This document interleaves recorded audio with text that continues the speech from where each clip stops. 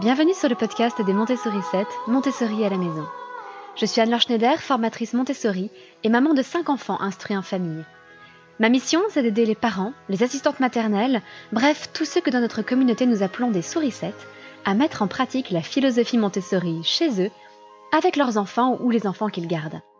Dans ce podcast, nous parlerons donc de pédagogie Montessori, mais aussi de discipline positive, d'instruction en famille, ce que l'on appelle aussi l'école à la maison, de co-schooling et de bien d'autres choses encore. Comme vous le savez, cette semaine, je vous ai préparé une petite mini-série d'épisodes un petit peu différents de d'habitude, puisque nous abordons chaque jour les objectifs directs et indirects d'un nouveau domaine d'activité Montessori. Hier, lundi, nous avons abordé les objectifs, encore une fois directs et indirects, de la vie pratique Montessori. Et bien aujourd'hui, c'est au tour de la vie sensorielle dans la pédagogie Montessori. Alors la vie sensorielle, vous ne savez peut-être pas ce dont il s'agit, c'est un domaine que l'on aborde généralement vers 3-4 ans, après avoir abordé un peu de vie pratique, qui va poser les bases, comme je vous le disais hier, au-delà des objectifs d'autonomie et d'indépendance dans la vie quotidienne, la vie pratique va permettre aux enfants de développer leur attention et leur concentration pour commencer des activités un peu plus complexes, comme peuvent l'être, entre autres, les activités de vie sensorielle. Alors, les activités de vie sensorielle Montessori, c'est tout ce qui va permettre à l'enfant de développer, évidemment, ses sens. C'est le premier objectif. Jusque-là, ça peut paraître évident. Mais ce qui est intéressant, c'est qu'on ne se contente pas de développer les 5 sens dont on parle le plus souvent. Quand on parle de la vue, par exemple, l'enfant va découvrir les formes et les couleurs, par exemple. Quand on parle du toucher, l'enfant va découvrir les tissus, différentes sensations tactiles à travers différents tissus, différentes matières. On a évidemment le sens auditif, l'ouïe, avec ce qu'on appelle les boîtes à sons. C'est aussi le moment où on peut démarrer de la musique, évidemment. On a également les flacons des odeurs pour le sens olfactif, l'odorat. Et puis on a les flacons des saveurs pour le goût, le sens gustatif. Donc évidemment, on va développer ces 5 sens avec les enfants, mais on va aussi les aider à développer des sens un petit peu négligés souvent, parce qu'ils sont tous plus ou moins rattachés au toucher. Mais ils ne sont pas juste le sens tactile, au sens de « je touche une matière différente ». Vous avez par exemple le sens thermique. Quand vous touchez un objet, vous savez s'il est chaud ou froid. Ça n'est pas à proprement parler le sens tactile, ça n'est pas vraiment la même chose. C'est qu'en fait, il y a un échange de chaleur entre votre corps et l'objet que vous touchez. Et du coup, ou bien si vous recevez de la chaleur, vous avez l'impression que cet objet est chaud. Et si au contraire, vous transmettez de la chaleur à cet objet, c'est que cet objet vous paraît froid. Donc le sens thermique, on va le travailler avec les enfants aussi. De même que ce qu'on appelle le sens barique. Le sens barique, c'est ce qui nous permet de sentir des poids différents ou des pressions différentes. On retrouve dans bar la même racine que les bars en termes de pression. Quand on dit il y a un bar de pression, etc. Donc on va travailler ça entre autres avec les tablettes bariques, où l'enfant va comparer des tablettes qui sont à peu près identiques, des tablettes de bois de la même dimension, mais de bois différents, et ça va lui permettre de sentir des poids différents. Même volume, la même taille de tablette, mais certaines tablettes vont être plus lourdes que d'autres parce que le bois sera plus dense. Donc ça, c'est un autre exemple de sens que l'on va développer grâce à la vie sensorielle. Mais on va aussi développer ce qu'on appelle le sens stéréognostique. Le sens stéréognostique, c'est ce qui nous permet de reconnaître des choses uniquement par le toucher sans les voir. Donc c'est la reconnaissance des formes par le toucher. On a pour cela, par exemple, les sacs stéréognostiques dans la pédagogie Montessori, où l'enfant plonge ses mains dans un sac et doit reconnaître les objets simplement en les touchant, sans les regarder. Il va aussi faire des tris à l'aveugle. Tout ça, c'est le travail du sens stéréognostique. Donc vous voyez qu'on va faire bien plus au niveau du développement des sens que ce que l'on fait généralement à l'école, déjà, et même que ce que l'on fait généralement à la maison quand on veut proposer des activités un peu pédagogiques aux enfants. On ne pense pas à faire travailler tous ces petits sens un peu annexes que l'on néglige le plus souvent. Et bien dans la pédagogie Montessori, on va s'attacher à développer tous les sens. Comme pour la vie pratique, un deuxième objectif de la vie sensorielle, c'est là encore le développement de la motricité fine et globale. En effet, l'enfant va continuer à transporter des choses. Par exemple, pour tout ce qui est le travail autour des dimensions, il va travailler avec la fameuse tour rose Montessori, avec l'escalier marron, avec les blocs de cylindres, avec les cylindres de couleur, avec les barres rouges, etc. Et il va à chaque fois transporter des choses qui sont relativement lourdes, des choses qui peuvent être encombrantes. Les barres rouges sont des barres de différentes longueurs. La plus courte fait 10 cm, mais la plus longue fait 1 mètre. Donc l'enfant va se promener avec une barre d'1 mètre de long entre les mains. Ça développe bien évidemment sa motricité globale. Et puis ça va aussi développer, bien évidemment, sa motricité fine avec des éléments beaucoup plus petits.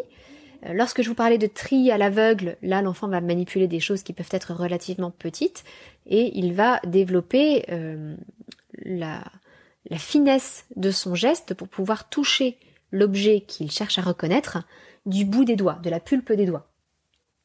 Et il y a plein de petites choses dans le matériel de vie sensorielle que l'enfant va attraper avec quelques doigts, le plus souvent avec la fameuse pince de l'écriture dont je vous parlais aussi hier pour la vie pratique, la pince du pouce, index et majeur. Donc ça c'est le deuxième objectif de la vie sensorielle, on continue à développer la motricité fine et globale.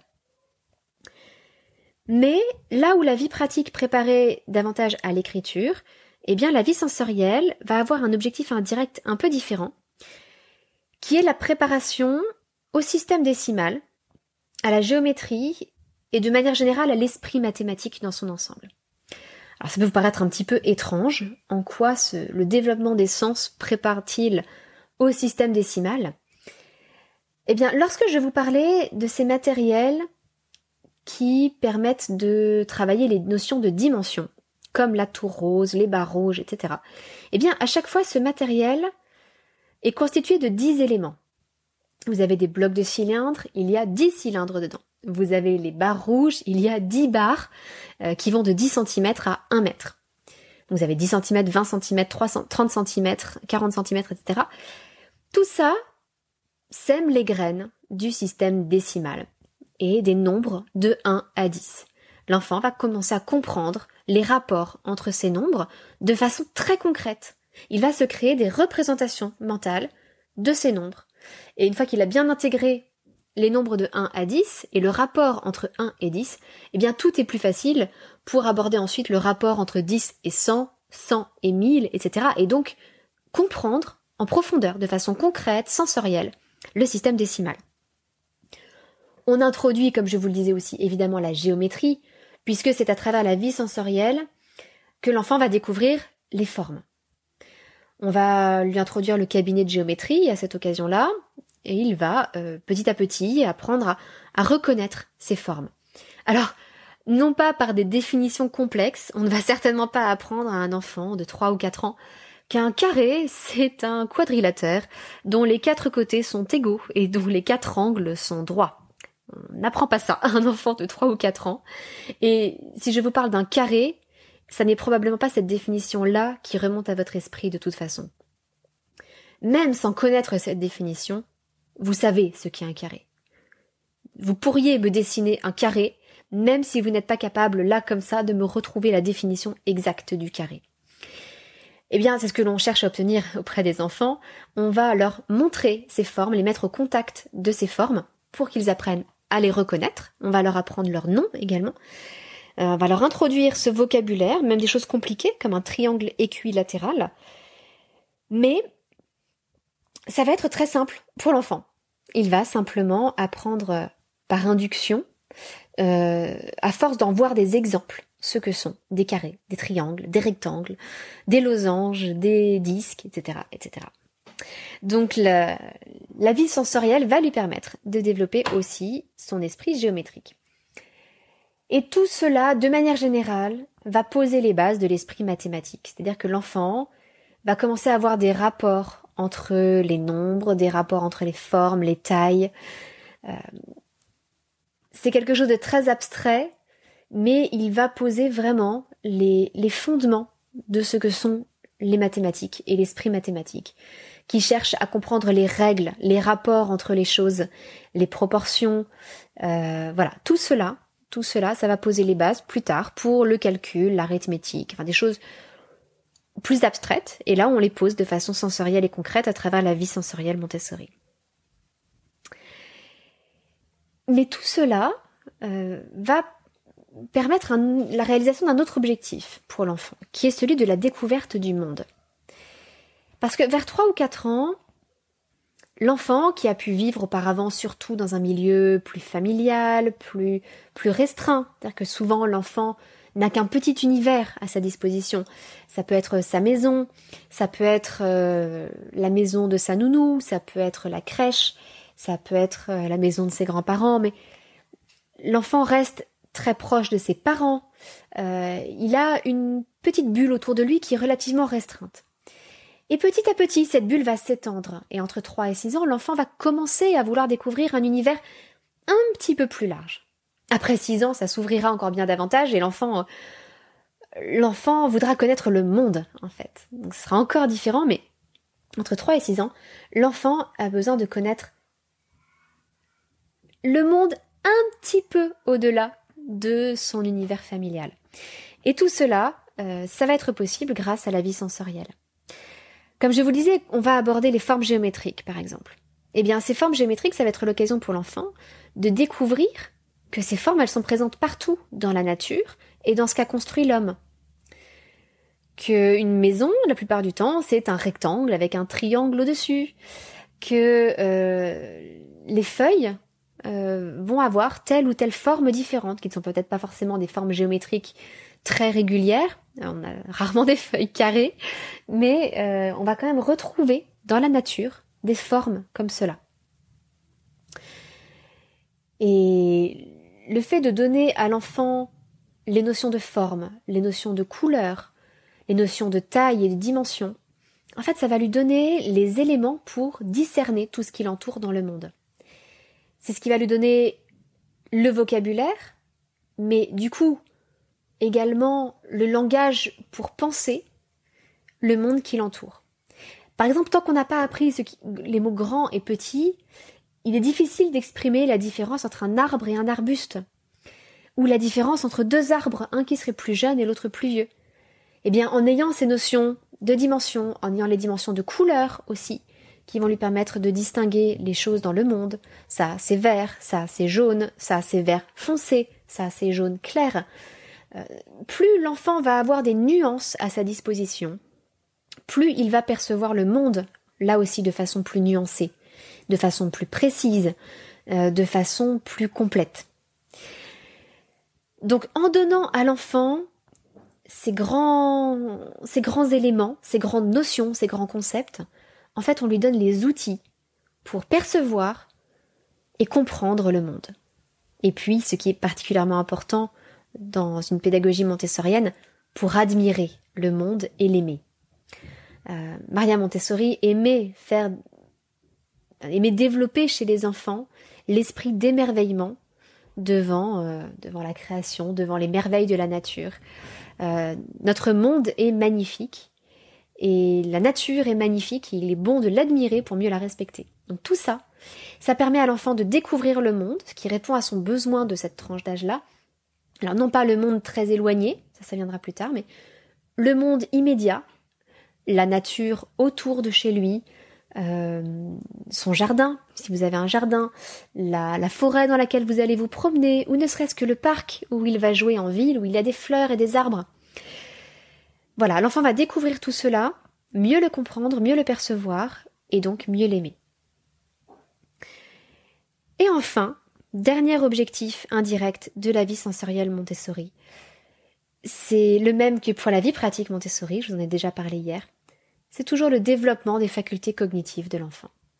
Là aussi, à travers la vie sensorielle qui est souvent un peu plus compliquée que la vie pratique, ou du moins les premières activités de vie sensorielle sont plus compliquées que les premières activités de vie pratique, c'est pour ça qu'on la démarre un peu plus tard, eh bien cela va permettre à l'enfant de développer son attention, sa concentration à un niveau supérieur. les activités vont durer plus longtemps, les présentations vont durer plus longtemps. Donc ça va être plus exigeant pour l'enfant. Et tout comme pour la vie pratique, il devra là encore développer son contrôle inhibiteur, la planification de son travail, la structuration de l'espace pour s'y retrouver dans son espace de travail, pour organiser les choses. Et encore une fois, tout cela à un niveau supérieur à celui de la vie pratique.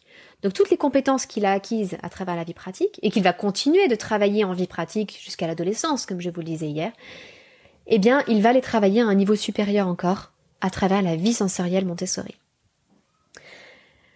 Donc vous voyez que c'est bien plus riche de proposer des activités de vie sensorielle que de simplement parler des formes et des couleurs comme on le fait souvent en maternelle. On se contente souvent de bien peu en maternelle et on sous-estime la soif d'apprendre des enfants et leur capacité.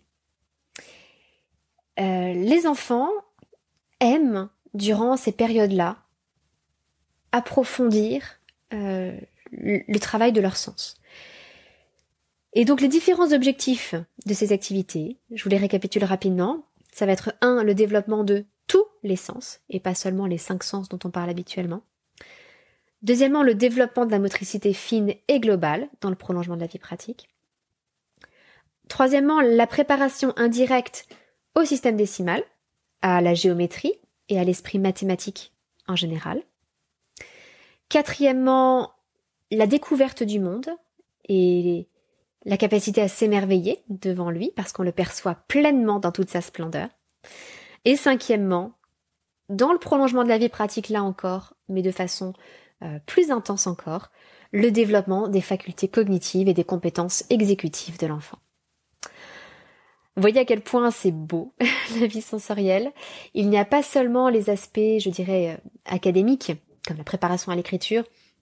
Il y a derrière aussi un aspect presque philosophique ou écologique qui consiste à vraiment voir le monde autour de nous, regarder autour de nous et en utilisant nos sens. Et pas seulement la vue, qui est le sens que l'on utilise le plus de nos jours.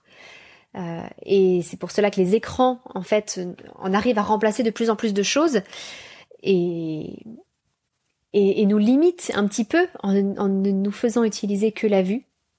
Eh bien là, ça permet de percevoir le monde à travers bien d'autres sens, d'en percevoir la chaleur, d'en percevoir le poids, la résistance, les odeurs, le goût, etc. Eh bien, j'espère que cet épisode un peu plus court aujourd'hui vous aura fait découvrir tous ces objectifs cachés de la vie sensorielle Montessori et que vous serez, je l'espère, tentés de proposer des activités de ce type à vos enfants parce que c'est vraiment leur offrir ce que le monde a de plus beau ensuite à leur proposer. C'est les ouvrir aux merveilles du monde. Si jamais vous voulez en savoir plus sur la vie sensorielle Montessori, commencez à proposer des activités à vos enfants. Bien entendu, vous savez que je propose des formations en ligne à cette pédagogie. Donc vous pouvez très bien aller jeter un coup d'œil sur le site pour voir si la formation est ouverte actuellement ou pas. Au moment où je publie cet épisode, la formation vie sensorielle est effectivement ouverte et jusqu'au 4 juin seulement. Eh bien, c'est tout pour aujourd'hui. Je vous donne rendez-vous demain pour poursuivre cette petite série avec les activités de langage Montessori entre 3 et 6 ans. À très bientôt, votre petite sourisette, Anne-Laure.